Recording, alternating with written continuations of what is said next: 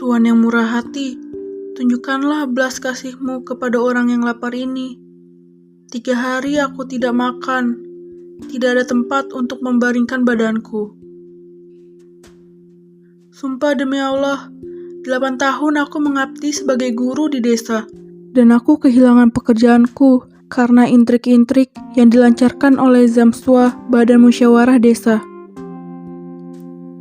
Mereka menyebarkan fitnah atas diriku, dan sudah 1 tahun ini aku mengelandang tanpa tujuan. Skortov, seorang pengacara, memandang sosok bermata sayu ke seorang pemabuk, koyo yang tertempel pada lehernya dengan mantelnya yang aut-autan. Dia berpikir pernah melihat si pengemis ini di suatu tempat. Aku mendapat tawaran kerja di Provinsi Kaliluga. Lanjut si pengemis. Tapi aku tidak punya uang untuk pergi ke sana. Tunjukkanlah belas kasih-Mu Tuhan yang baik. Aku benci mengemis, tapi keadaan yang memaksaku.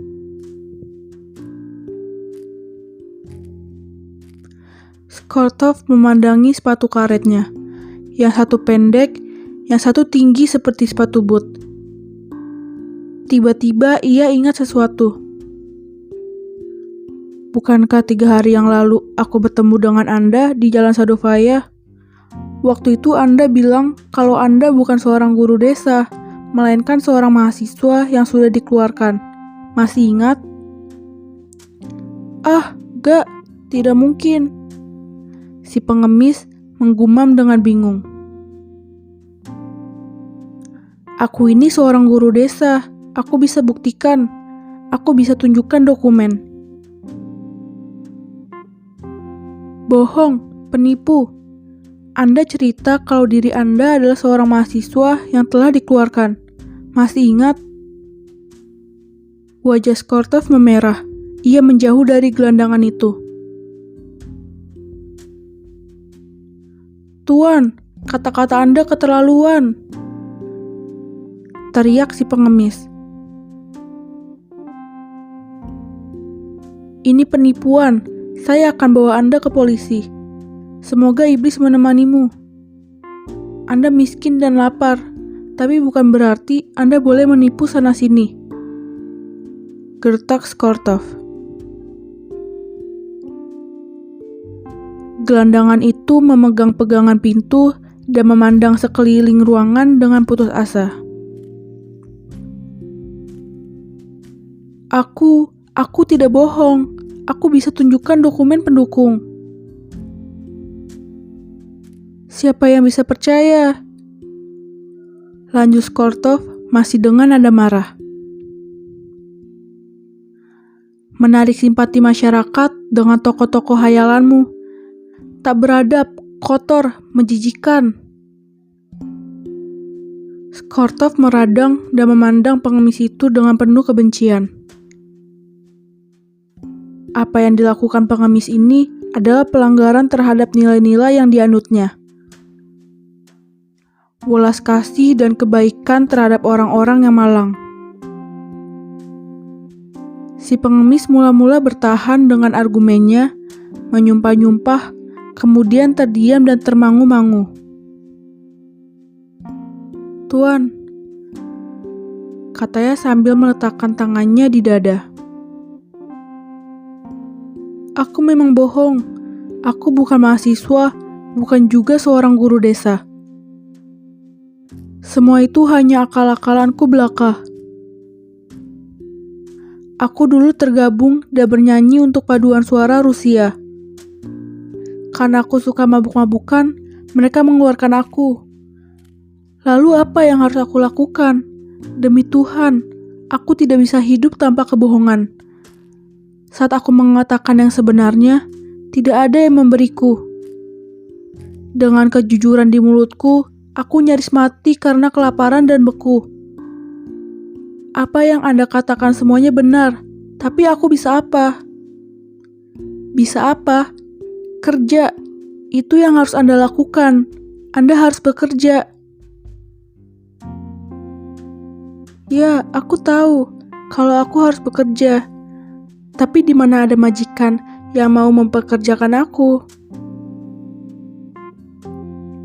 Omong kosong.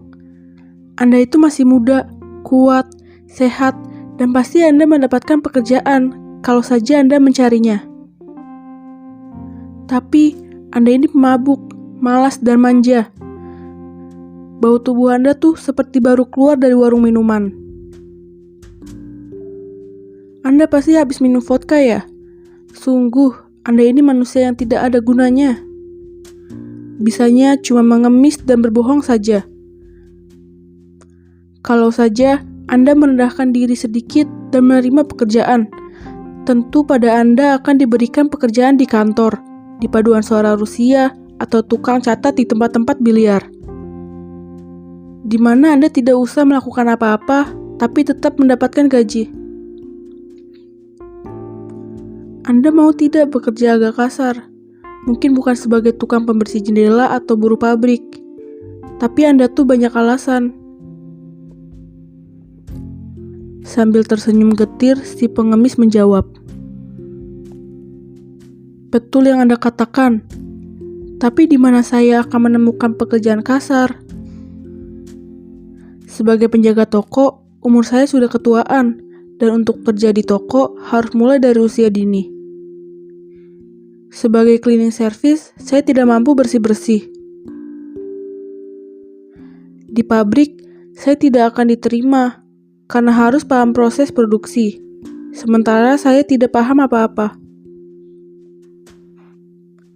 Omong kosong, selalu saja cari alasan. Anda mau memotong dan membelah kayu. Saya sih tidak menolak. Tapi masa-masa ini, tukang potong dan pembelah kayu juga pada tidak punya kerjaan. Masih aja cari-cari alasan. Orang susah seperti Anda ini, kalau ditawarkan sesuatu pasti ditolak. Ikut saya, belah kayu di rumah saya. Wah, boleh deh Tuan. Bagus, nanti saya lihat bagaimana ada kerja. Besok datang ke rumah saya. Keesokan hari, si pengemis datang ke rumah si pengacara.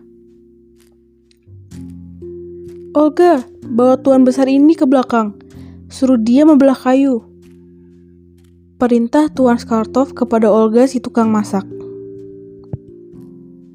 Sambil masih kebingungan, si pengemis mengikuti Olga si tukang masak. Dari gerak-gerik, si pengemis terkesan ia mau bekerja membelah kayu bukan karena ia ingin mendapatkan uang ataupun karena rasa lapar yang menderanya, tapi lebih karena rasa malu telah berjanji pada Tuan Skartov. Masih jelas kalau ia masih ada di bawah pengaruh alkohol dan sangat payah dalam bekerja. Skartov bergegas menuju ke kamar makan. Dari jendela kamar makan, ia bisa melihat semua yang dikerjakan oleh si pengemis itu. Ia melihat Olga menyumpah-nyumpah panjang pendek tidak jelas. Dengan kasar, Olga membuka pintu gudang penyimpanan kayu dan membantingnya pintu itu. Si Olga ini marah-marah terus, persis seperti Baba si nenek sihir. Mungkin si pengemis mengganggu kenikmatan minum kopinya, pikir Skartov. Benar-benar buruk kelakuan perempuan itu. Ia kemudian memperhatikan si pengajar dan si murid duduk di atas tumpukan kayu. Si murid meletakkan wajahnya di telapak tangan. Olga lalu melemparkan sebuah kapak ke arah si pengemis. Dari gerak-gerik bibirnya, Skartov melihat Olga tidak henti-hentinya memaki-maki si pengemis. Pengemis mulai menarik batang kayu dan menempatkannya di antara kedua kakinya, lalu mengayunkan kapaknya. Potongan kayu itu terbelah menjadi dua dan jatuh. Amarah Skartov pelan-pelan mereda. Sekarang ia menyesal telah menyuruh seorang pemabuk yang mungkin sedang sakit untuk bekerja di bawah hawa dingin yang menggigit. Biarkan saja, untuk kebaikannya sendiri, pikirnya. 1 jam kemudian, Olga laporan kalau kayu sudah dibelah. Ini, berikan 50 kopek padanya. Kalau ia mau, suruh ia datang setiap tanggal 1. Selalu ada kerjaan untuknya. Tanggal 1 bulan depannya, pengemis kembali ke rumah itu. Ia mendapatkan bayaran setengah rubel, walaupun dia nyaris tidak bisa berdiri tegak.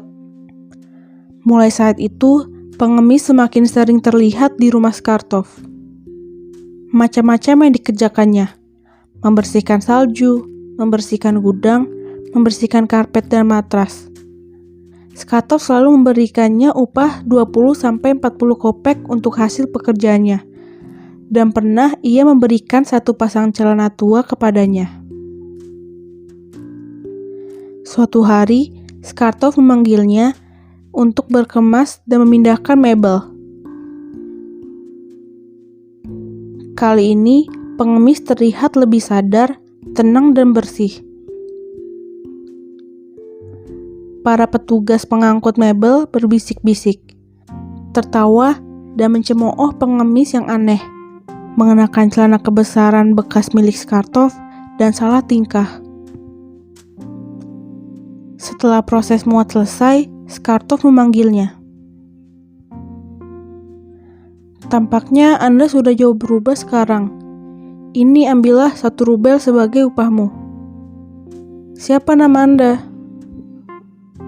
Luskov. Saya bisa tawarkan Anda pekerjaan lain. Anda bisa menulis? Bisa, Tuan. Bawa surat ini. Besok Anda temui teman saya. Dia akan memberikan kepada Anda pekerjaan tulis-menulis. Kerja yang benar ya. Jangan mabuk-mabukan lagi. Jangan lupakan apa yang sudah saya pesankan. Luskov semenjak saat itu tidak pernah lagi kembali bekerja di rumah itu. 2 tahun berlalu. Suatu hari, Skartov sedang berdiri di depan loket penjualan tiket gedung teater. Di sampingnya berdiri seorang yang juga sedang membeli tiket. Luskov? Ya Tuan, saya Luskov. Bagaimana kabar Anda? Sudah tambah makmur sepertinya. Begitulah Tuan. Sekarang saya bekerja di kantor notaris dan mendapatkan gaji tetap 35 rubel tiap bulannya. Luar biasa, Luskov. Saya sangat gembira mendengarnya. Anda masih ingat waktu saya marah-marah dulu? Terima kasih karena telah mengingat kata-kata saya. Saya yang harusnya berterima kasih. Kalau saja hari itu saya tidak datang ke rumah Tuan, saya pasti masih mengemis di jalan. Luar biasa, luar biasa. Saya juga harus berterima kasih pada tukang masak Anda, Olga. Ia adalah wanita yang berhati mulia. Ia betul-betul menyelamatkan saya. Maksud Anda? Saya tidak paham. Begini Tuan, saat saya mulai membelah kayu, ia berdiri di depan saya dan mulai bicara. Kamu manusia pemabuk. Kamu manusia yang dikutuk Tuhan. Kematian pun enggan menjemputmu. Lalu ia duduk di depan saya dan mulai berceramah. Kamu manusia sial. Kamu tidak pernah merasa bahagia. Kamu akan jadi bahan bakar neraka, makhluk yang menyedihkan. Tapi dia yang membelah kayu untuk saya. Anda tahu Tuan, Saya belum pernah sekalipun membelah kayu. Dia, si Olga, yang membelah semua kayu itu demi saya dan untuk Tuan. Ia menyelamatkan hidup saya. Sejak saat itu, saya berhenti minum dan mabuk-mabukan. Semua ceramahnya mengubah hidup saya dan kebaikannya tidak boleh saya lupakan. Pertunjukan hampir dimulai. Mari kita masuk ke dalam, Tuan.